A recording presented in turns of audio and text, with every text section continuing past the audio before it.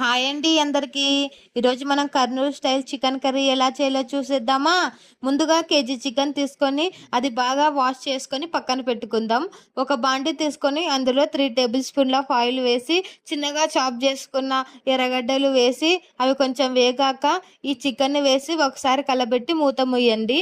అవి కొంచెం మగ్గాక అందులో తగినంత ఉప్పు, కారం, పసుపు వేసి బాగా కలిపేసి ముక్కలు మునిగేంత వరకు వాటర్ వేసి హై ఫ్లేమ్లో ఉడికించండి. అవి ఉడుకుతూ ఉన్న సమయంలో ఒక వెల్లిపాయ గడ్డ తీసుకొని పొట్టు తీసేసి రోల్లో వేసుకొని మెత్తగా దంచండి.